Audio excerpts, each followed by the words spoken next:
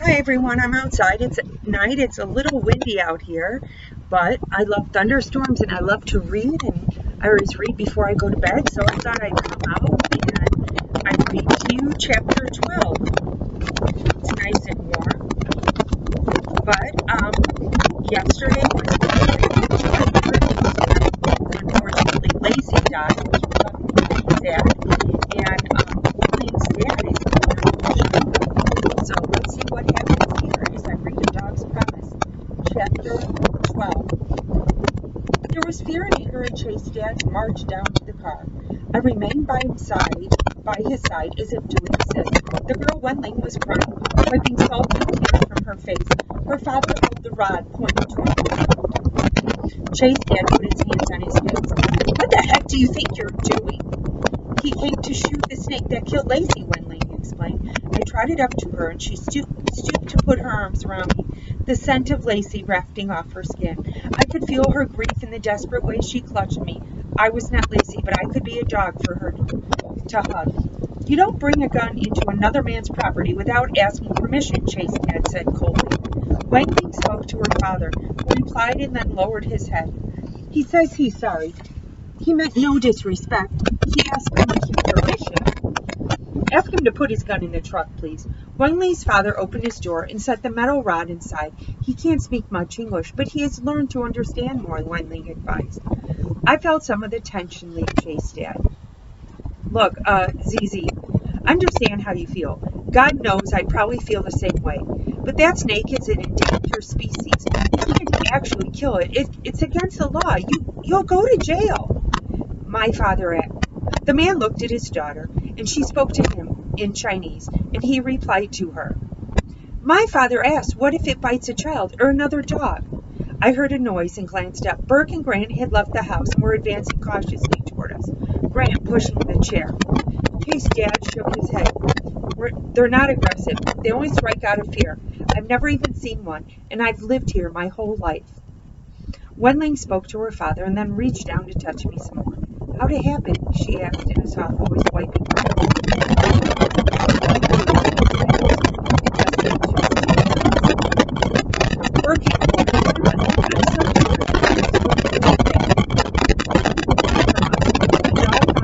And before I could react, Lacey picked it up and it bit her right in the face. His face went.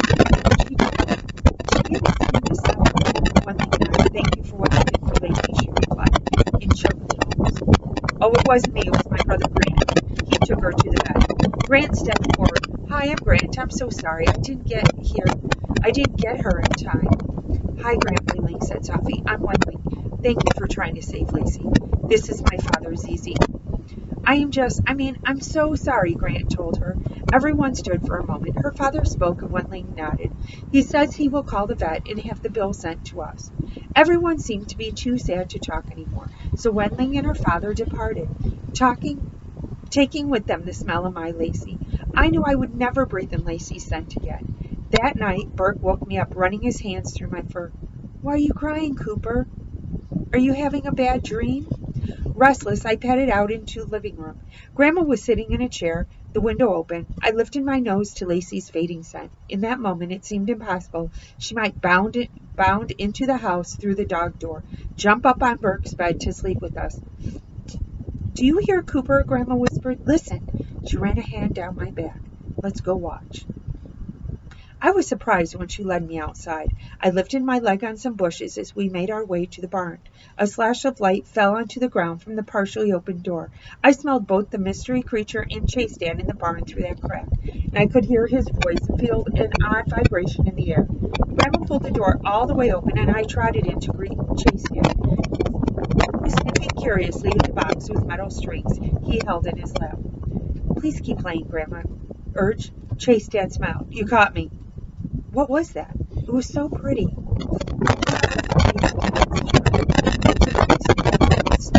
along the wall, picking up that unknown creature. Especially, I don't understand why you can't just go to school without Cooper. I'd closed my eyes, but now I opened them. Do you remember 8th grade? To tell you the truth, I'm sort of blocked it out. You don't remember carrying your guitar with you? What? Well, sure. What? I had a band. They didn't seem to be talking after all. I sighed. No, Chase. Every class, every day, you claimed it was too big for your locker. The principal told me it was how you felt you fit in. He didn't mind. Some boys who told me were the same Detroit Lions were every day, and that was a lot worse for Mom pinched her nose. Chase had chuckled. I do remember the smell of pituitaries in the morning. I get what you're saying, Mom. But this is different. We hire a lawyer. I just don't think I have the time. Grandma laughed. I decided to go sit at Chase's dad's feet while he made his smells, but I shook and wagged when Grandma returned. She held out a piece of paper to Chase's dad, who accepted it. What's this? He asked. My contribution to the legal defense fund. Mom, this is a lot of money. I've been saving for something important. I thought this qualifies. Just don't tell Burke about it. We're fighting this as a family. The next morning, after Grant had left, and the delicious smells of the breakfast no longer perfumed the air, Chase's dad came up into Burke's room. You planning to sleep all day? It's 10:30, he said from Burke's doorway. Burke groaned. Cooper was twitching and crying all night. I need to tell you something, son. Your grandmother and I had a talk last night after you went to bed. You're right. There is sense in standing up for what you believe in. Burke looked up at him in surprise.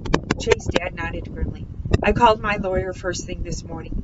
He agrees with me. He says if the dog is unfortunate, maybe it could be banned. But Mrs. Hawkins has to prove it. In court. Dude, we're taking him to court. Burke's mouth dropped open. Chase's dad held up the hand. I don't have the money if the district wants to turn it into a big battle. But Paul, our attorney, Paul Pender, thinks he'll fold after an informal hearing. The optics look bad, he says. Snow came. The days turned cold and the water in the pond froze slick. Burke liked to throw a ball for me and laugh when I overran it and couldn't stop, my nails digging into the ice. When I was down at the pond, though, I could not help but remember romping there with Lacey. Burke was my person, but Lacey had been my mate. We were headed up to the house after one such afternoon, me doing pull through the packed snow, Burke grunting a little as he worked the wheels on his chair. I had heard a car earlier, and it was still in the driveway, one I had never smelled before as we rolled up to the ramp and into the house. Burke, you remember Mr. Pender? Chase's dad said. Burke raised a hand. Hello, sir. Hi, this is Cooper. I trotted over to sniff the offered hand of a man who seemed to be around Chase's dad's age. His fingers harbored a sweet odor very unlike any of the men who lived with me. Call me Paul, the man said. He patted my head. I'm glad you're here. I was just telling my father that the judge granted our motion. Cooper will be allowed to be in court with us at the hearing, the man said. That's good news, Burke observed cautiously. What does that mean, Grandma asked. It means, the man explained, that we're going to win this war. I saw that man again because he gave us a car ride, not to do school, but to a building with steps, but no children. Burke was up front, and I sat in the back with Chase's dad and Grandma. We were parked right in front of the stone steps, and then when we just sat there not doing anything. People are funny that way. All anyone had to do was open a door, we could get out and run and play, and maybe find a stick or a squirrel. But they like to sit doing nothing, not even eating or giving good dog treats. How strange to think of being able to eat anytime you want, but not doing it. So the animal control officer isn't on their witness list, the driver with the hands said. Is that good? Chase's dad asked. I'm going to say yes. The fact she was called out on a complaint works in their favor. But from what you said, her testimony probably would not help their case. I don't know if they made a conscious decision or if they're just lazy. I like it when they're lazy, he leaned forward. Okay, that's the judge's car. Go, Burke. We'll follow with the chair. Come on, Cooper. Once we were out of the car, I thought maybe I would get to run around a little, but Burke wanted me to do assist to the bottom of the stairs. He further baffled me when he asked me to stay. He was waiting for something. I decided and imagined a bell ringing and children pouring out of the doors at the top of the steps. I discreetly lifted my leg where another male had previously marked. When a woman turned the corner on the sidewalk, Burke ordered me to assist, and we mounted the stairs together. I noticed the woman had stopped to watch, so I worked hard to show her what a good dog I could be. You never know who was going to have a treat in their pocket. Chase's dad followed up the steps with Grandma in the chair. The man who gave us a ride pulled away from the curb and drove down the street. I did steady, and Burke hoisted himself up, and we entered a building that echoed with the loud crack of Grandma's shoes. I followed everyone into a small room that reminded me a little of doing school because it had seats and a table up front. Our driver walked in a short time later. We slid into a chair. "Here we go," he said. He seemed excited, as if he were about to bring out a squeaky toy. Some other people filtered in, but they didn't sit with us, even though we were a group with the dog. They sat at another table. I recognized the woman from school. She had the odor of the mystery animals clinging to her so strongly it was almost all I could smell in the room, but a different scent from the different distinct creatures than what I could smell in our barn. She did not come over to talk. Everyone stood up, so I thought we were leaving, but all that happened was that lady from the front steps came in and sat at a raised desk. Then everyone sat down again. I yawned, but at that point had no idea just how boring things were going to be. The people were seated at tables, but there was no food. I sprawled out for a nap, but awoke when the animal-scented woman from school said the word dog. I noticed she had left her table and was sitting adjacent to the raised desk. My number one concern is for the safety of the students. All the students. From what I understand, Cooper hasn't even been formally trained as a support animal, it said. Our driver nodded, leaning forward at our table. So am I understanding you to say that if Cooper were to be professionally evaluated and deemed a fully capable and trained service animal, Burke would be allowed to have his dog with him? Mrs. Hawkins. Everyone was saying my name. I wagged, wondering what we were doing. The woman from doing school frowned. "No," she replied slowly. "I was merely pointing out that I have to watch out for my students. The dog was disruptive. I have the absolute authority to take whatever measures I deem appropriate to maintain a safe and productive learning environment." "Well, Miss Hawkins," our driver observed softly, "that's why we're here, to determine if you do have absolute authority. When you say the dog was disruptive, could you give us an example?" The schoolwoman was silent for a moment. It was all anyone was talking about. Anyone being my staff. "You mean the office staff?" "Yes." "What about the teachers? What did they say?" "I was a teacher myself for years. I know how hard it is to get kids to focus. A dog would make it impossible." "Unresponsive, Your Honor." The woman behind the high desk stirred.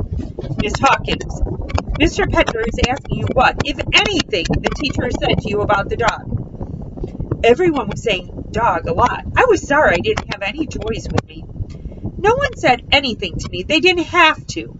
I didn't let it get that far. I pulled Burke out of class as soon as I heard about it." "From his first class," the driver asked. No, second hour. First hour for Burke was taught by Mr. Kindler, I believe. Is that right?" Yes, American history." "The dog was there for Mr. Kindler's class." A man who had been sitting with the schoolwoman cleared his throat. "I object to that, Your Honor." "How would she know?" Withdrawn. "Miss Hawkins, I have a signed and sworn statement from Mr. Kindler about the hour in question. He confirms the dog was there the whole time." "Your Honor." "Go ahead," said the lady at the high table. Our driver got up, handed a piece of paper to the man at the other table, and then approached the school lady and gave her a paper too. Of all the things humans play with, papers are by least my favorite. They smell dry and stick to your tongue. The school lady put on a pair of glasses that were swinging from strings on her neck. Please, Miss Hawkins, if you don't mind, read the third paragraph." She frowned.